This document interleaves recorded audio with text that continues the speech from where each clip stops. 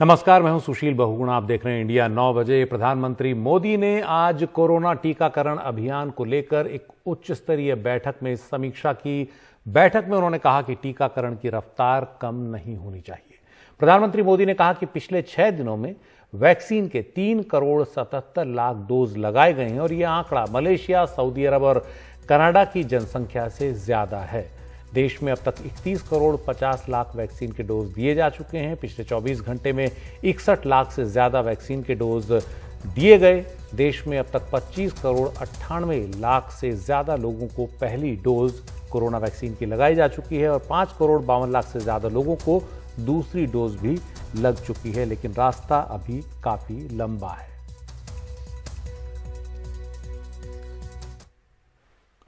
दिल्ली में ऑक्सीजन की कमी थी या नहीं कोरोना की दूसरी लहर के दौरान, और थी तो कितनी ज्यादा थी, और क्या दिल्ली सरकार ने जितनी जरूरत थी उससे 4 गुना ज्यादा जरूरत केंद्र सरकार को बताई? इसे लेकर एक कमेटी की रिपोर्ट पर बीजेपी और आम आदमी पार्टी के बीच में खींचतान मची हुई है। इस बीच इसी कमेटी में शामिल एक सदस्य, दिल्ली एम्स के निदेशक डॉक्टर रणदीप गुलेरिया का कहना है कि ये अंतरिम रिपोर्ट है, फाइनल रिपोर्ट का इंतजार करना चाहिए।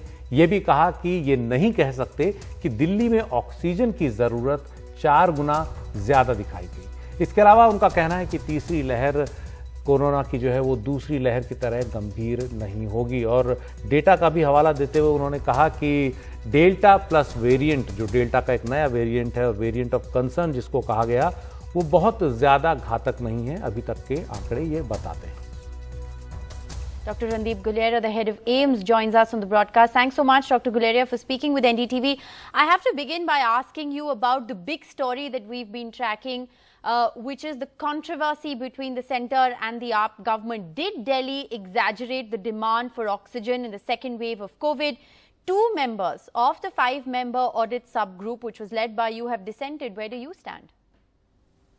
So I think the report has been submitted to the Supreme Court, and it's an interim report, so one should wait for the final report to come. Until the final report comes, it's difficult to really say one way or the other. And in my mind, we should really see how we can prepare for the future and what lessons we can learn from the past, rather than really trying to dwell upon things which have happened. We should see how we can improve as far as the future is concerned. Right, but the interim report does suggest that there was an exaggeration as much as 4 times? I don't think we could say that. I think the issue here is basically that we need to look at what is available. It's a supply-demand issue, and we need to balance that out. Right. Doctor, the reason I'm asking you this question is because a lot has been talked about in the last 24 hours about the formula for calculation. Now, Delhi's oxygen demand was calculated on the basis of active cases, at least that's what we're hearing. Could therefore, an undercounting of the active cases, which is possible in the peak of the second wave, affect this assessment? So there can be multiple factors. This could be one, there could be other factors also. And that's why, like I said, we need to see how we can do a more reasonable evaluation and see how things can be looked at in the times to come, so that we are better prepared for coming waves. इस बीच दिल्ली के मुख्यमंत्री अरविंद केजरीवाल ने आज एक tweet किया और जो 4 गुना oxygen की डिमांड का जो विवाद है उसे लेकर केंद्र सरकार पर निशाना साधा। उन्होंने कहा, ऑक्सीजन पर आपका झगड़ा खत्म हो गया हो तो थोड़ा काम कर लें। आइए मिलकर ऐसी व्यवस्था बनाते हैं कि तीसरी लहर में किसी को ऑक्सीजन की कमी ना हो। दूसरी लहर में लोगों को ऑक्सीजन की भीषण कमी हुई, अब तीसरी में ऐसा ना हो। आपस में लड़ेंगे तो कोरोना जीत जाएगा, मिलकर लड़ेंगे तो देश जीतेगा।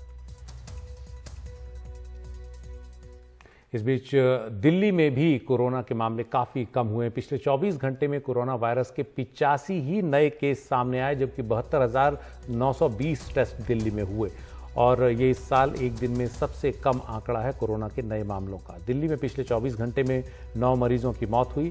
संक्रमण दर कम होकर 0.12% रह गई, यानी पॉजिटिविटी रेट 0.12% है। इसका मतलब यह है कि अगर 1000 लोगों का टेस्ट होता है तो सिर्फ 12 लोग पॉजिटिव निकलते हैं। ये अब तक की सबसे कम दर है। दिल्ली में कोरोना का रिकवरी रेट लगातार दूसरे दिन 98.14% रहा, और जैसे हमने बताया पिछले 24 घंटे में 72,920 टेस्ट हुए, इसमें 85 ही नए मामले सामने आए। उधर महाराष्ट्र में चिंता बढ़ रही है। वहां कोरोना वायरस के मामले फिर कुछ बढ़ने लगे हैं। महाराष्ट्र में पिछले 24 घंटे में 9,812 नए केस सामने आए हैं और 179 मरीजों की मौत हुई है, जबकि कल महाराष्ट्र में 9,677 नए केस सामने आए थे। 156 मरीजों की कोरोना से मौत हुई थी। महाराष्ट्र में संक्रमण दर अब भी 4.18% है। इसका मतलब कि अगर 100 टेस्ट होते हैं तो 4-4.25 लोग जो है उसमें पॉजिटिव पाए जाते हैं और ये चिंता की बात है। महाराष्ट्र में 1,21,000 से ज़्यादा एक्टिव केस इस वक्त है। रिकवरी रेट 95% से ज़्यादा है। मुंबई में कोरोना वायरस के 648 नए केस मिले, अगर सिर्फ मुंबई की बात करें, और वहां 15 मरीजों की मौत हुई है। उधर कोरोना के डेल्टा प्लस वेरिएंट को लेकर चिंता है। हालांकि ये बहुत ज़्यादा घातक नहीं होगा, ऐसा कहना था गुलेरिया जी का, लेकिन जो आंकड़े हैं वो ये कह रहे हैं कि इसके मामले देश में बढ़ रहे हैं। 51 मामले हो चुके हैं अभी जितने टेस्ट हुए हैं। कई और भी जगहों से टेस्ट के नतीजे अभी आने हैं।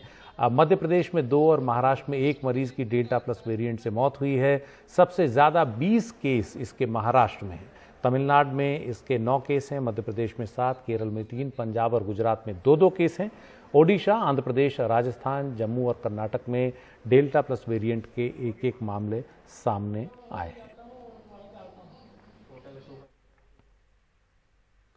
जम्मू कश्मीर के मुद्दे पर 24 जून को प्रधानमंत्री के साथ जम्मू कश्मीर के नेताओं की सर्वदलीय बैठक हुई और इस बैठक को एक अच्छी शुरुआत बताया गया, लेकिन कई नेता जम्मू कश्मीर के इस मामले में केंद्र के रुख से पूरी तरह सहमत नहीं हैं।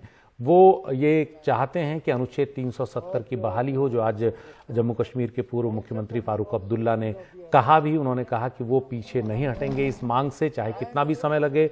उधर उमर अब्दुल्ला ने कहा कि परिसीमन के बाद पहले राज्य का दर्जा बहाल किया जाए और उसके बाद ही नए चुनाव कराए जाएं, जबकि केंद्र सरकार परिसीमन के बाद नए चुनाव कराना चाहती है और फिर उसके बाद राज्य के दर्जे पर विचार करेगी। लेकिन जम्मू कश्मीर के जो ये नेता हैं वो इस बात से सहमत नहीं हैं। जम्मू कश्मीर कांग्रेस के अध्यक्ष गुलाम अहमद मीर ने कहा कि पहले राज्य का दर्जा बहाल हो, फिर चुनाव किए जाएं, तभी जनता का भरोसा बहाल होगा। वज़ीर-ए-आज़म की मुलाकात जो थी वो बहुत अच्छी रही। उसमें सब पार्टीज ने अपने अपने ख्यालात उनके सामने रखे और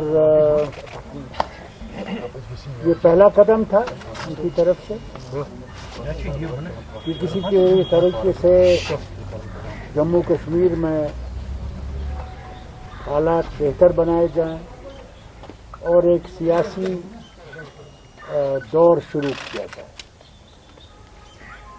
इसके अलावा मैंने आपसे कुछ कहना नहीं। जब तक मैं अपनी जमात से बात नहीं करूंगा, मैं आपके सामने कोई और के बारे में कह नहीं सकता। अमित शाह साहब की जो बात आई वो बाकियों के बोलने के बाद आई, लेकिन वज़ीर-ए-आज़म साहब की तकरीर से पहले आज़ाद साहब ने हम सब के तरफ से वहां बात की और कहा कि ये टाइमलाइन हम नहीं मानते। डिलिमिटेशन इलेक्शन स्टेटहुड नहीं, डिलिमिटेशन स्टेटहुड फिर इलेक्शन। अगर इलेक्शन कराना ही है तो पहले स्टेटहुड लौटा दीजिए, उसके बाद फिर इलेक्शन पे हम बात करेंगे। तो ये बात हमारे तरफ से आज़ाद साहब ने वहाँ मीटिंग में रखी है और हम इस बात पे जब जब हमें मौका मिलेगा हम इस पे जोर जो है देते रहेंगे। नहीं, एक तो मतलब एक आइस ब्रेक तो जरूर हुआ। जो दिल्ली भी अपने उधर की ओर साउथ की ओर देख रही तो जम्मू कश्मीर नॉर्थ की ओर देख रहा था। वो दोनों कहीं ना कहीं एक दूसरे की ओर मिलते हुए दिखाई दिए कि हमारा ये डिमांड रहा है कि डिलिमिटेशन ओके, आप फेयरनेस के साथ पूरा अगर करेंगे तो हमें कोई एतराज नहीं है, मगर डिलिमिटेशन के बाद पहले रेस्टोरेशन ऑफ स्टेट होना चाहिए, उसके बाद इलेक्शन, और जम्मू कश्मीर उसको ज्यादा अच्छी तरीके से, अवाम उसको ज्यादा अच्छी तरीके से रिस्पॉन्ड करे। केंद्र सरकार के 3 कृषि कानूनों के खिलाफ किसानों का आंदोलन कोरोना संक्रमण की दूसरी लहर में थोड़ा ठंडा पड़ता दिख रहा था, लेकिन अब इसमें फिर नए सिरे से जान फूंकने की कोशिश हो रही है। आज देश भर में किसानों ने कई जगह ट्रैक्टर रैली निकाली, राजभवनों का घेराव करने की कोशिश की।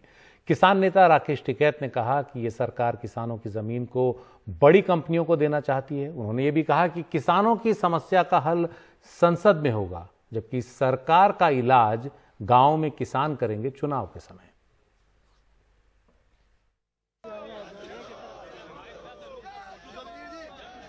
देश में अलग अलग जगहों पर कृषि कानून के खिलाफ शनिवार को किसान फिर से सड़कों पर दिखे। मध्य प्रदेश से लेकर लखनऊ और दिल्ली के बॉर्डर पर बैठे किसानों ने अपना शक्ति प्रदर्शन किया। गाजीपुर बॉर्डर पर कोरोना संक्रमण की दूसरी लहर के बाद शनिवार को किसानों की भीड़ दिखी। किसान नेता राकेश टिकैत ने पहले एलजी ऑफिस के घेराव की बात कही थी, लेकिन फिर वो गाजीपुर बॉर्डर पर ही रहे। वहीं किसानों के साथ खाना खाया, रणनीति बनाई, कहा कि ये लड़ाई 43 महीने यानी लोकसभा चुनाव तक चलेगी। ये लंबा चलेगा अभी आंदोलन, ये 43 महीने आंदोलन चलना है। अभी 7 महीने 43 43 ये क्यों 43? भाई आप लगा लियो भाई, गणित लगा लियो, अब सारे क्वेश्चन में बता दूंगा तो उसका उत्तर भी मेरा, जवाब भी मेरा ही, राजा क्या नकल करोगे। गाजीपुर बॉर्डर पर राकेश टिकैत रहे तो युद्धवीर सिंह के नेतृत्व में किसान संगठन एलजी से मिलने दिल्ली पहुंचा। पुलिस ने एलजी से मिलने नहीं दिया। तो ये देखिए कि यहाँ पर जो युद्धवीर सिंह किसान नेता है उनको पुलिसकर्मी यहाँ से ले जा रहे हैं गाड़ी में। अब देखना होगा कि क्या ये उपराज्यपाल से मिल पाएंगे, अपना ज्ञापन दे पाएंगे, किस तरह से ये आगे जाएंगे, ये हमें देखना होगा। इनसे एक बार आपसे बात कर रहे हैं। सर ही इज नमस्कार। हेलो नमस्कार सर, मैं युद्धवीर बोल रहा हूँ सर, जनरल सेक्रेटरी हूँ भारतीय किसान यूनियन का। एक तो हम ईश्वर से प्रार्थना करते हैं जल्दी स्वस्थ होकर दोबारा आप दिल्ली में जुट जाएं, और आपका कार्यकाल जहाँ भी रहा आपने एक अपनी छाप छोड़ी है दिल्ली में। और मैं तो आज बड़े उत्साह से आया था कि मैंने कहा आज सर से मुलाकात होगी, लेकिन ये मेरी बदकिस्मती है कि आपसे भेंट नहीं हो सकी। 22 जनवरी के बाद किसानों की सरकार के साथ कोई बातचीत नहीं हुई है, लेकिन कोरोना की दूसरी लहर के बाद किसान भी दोबारा सड़कों पर खाट लगाकर बैठ गए हैं। गाजीपुर बॉर्डर पर खाट के ये ठाठ फिर से दिखने लगे हैं। देखना होगा कि क्या ये गतिरोध जो अभी 7-8 महीने से बरकरार है, ये आगे भी बरकरार रहता है या इसमें कुछ तब्दीली आती है और सरकार इनको बातचीत करने के लिए बुलाती है या नहीं, ये देखने वाली बात होगी। लेकिन फिलहाल किसान आंदोलन की जगहों पर फिर से एक बार रौनक लौटने लगी है। वहीं भोपाल में राष्ट्रपति के नाम राज्यपाल को ज्ञापन सौंपने निकलने से पहले ही शिव कुमार शर्मा समेत किसान नेताओं को पुलिस ने उनके घर में ही नजरबंद कर दिया। मेधा पाटेकर, डॉक्टर सुनीलम, बादल सरोज जैसे कई लोगों को भोपाल के गांधी भवन में रोका गया। सिर्फ 5 लोगों को राजभवन जाने की इजाजत मिली। हमारा प्लान था रामलीला मैदान जाना, इन्होंने रोक दी। ऐसे ही आज गांधी भवन रोका है। गांधी के नाम पर जो भवन बना है उसमें इस प्रकार के आतंकवादी तरीके से सरकार ने पेश आना, खुद सामने आने के बदले पुलिसों को आगे करना, ये गलत है। अभी वो कह रहे हैं 5 लोग जा सकते हैं, पर हमको बहुत बुरा लग रहा है। 7 महीने पहले शुरू हुआ किसान आंदोलन अब भी जारी है। लखनऊ से लेकर कोयम्बटूर और चंडीगढ़ से लेकर कोलकाता तक हर जगह किसानों ने इस मौके पर विरोध जाहिर करके ये संदेश दिया कि कृषि कानूनों को मानने के लिए वो बिल्कुल तैयार नहीं हैं। भोपाल में अनुराग द्वारी और दिल्ली में मुकेश सिंह सेंगर के साथ रवीश रंजन शुक्ला, एनडीटीवी इंडिया।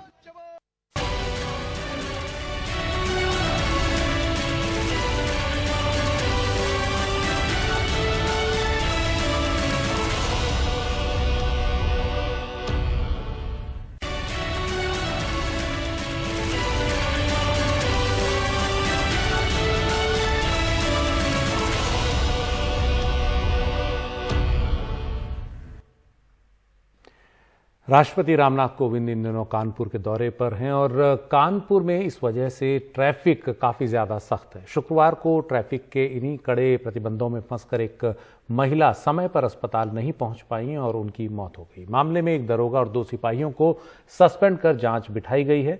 50 साल की वंदना मिश्रा इंडियन इंडस्ट्रीज एसोसिएशन की कानपुर महिला विंग की अध्यक्ष थीं। कुछ दिन पहले ही कोरोना से उबरी थीं।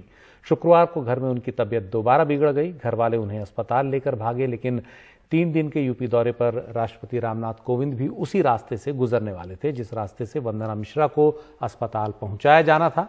ऐसे में उनकी गाड़ी को रोक दिया गया। उनके पति काफी देर तक पुलिस वालों के सामने गिड़गिड़ाते रहे, लेकिन राष्ट्रपति की सुरक्षा का हवाला देकर पुलिस ने उन्हें आगे जाने नहीं दिया। करीब पौन घंटे तक ट्रैफिक में फंसे होने के बाद जब वो अस्पताल पहुंचे तो डॉक्टरों ने कहा कि उनकी पत्नी की मौत हो चुकी है। राष्ट्रपति रामनाथ कोविंद ने अधिकारियों के जरिए इस मामले में अपना शोक संदेश पीड़ित परिवार को भेजा है।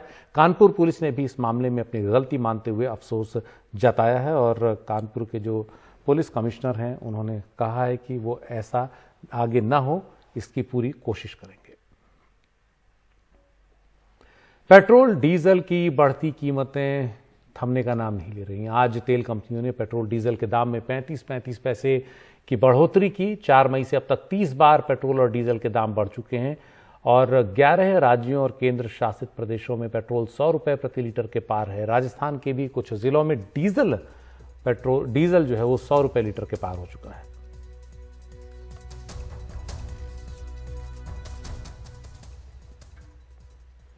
असर तो उतना नहीं पड़ेगा।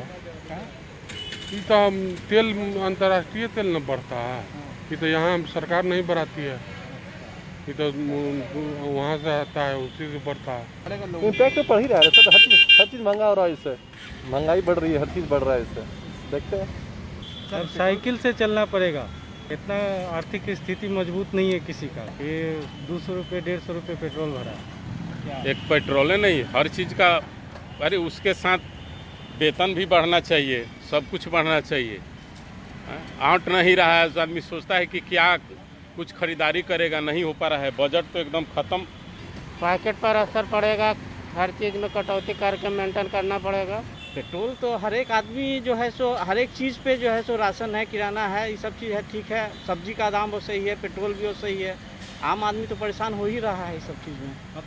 बहुत ज़्यादा बढ़ा है, सैलरी कम है, बजट ज़्यादा है।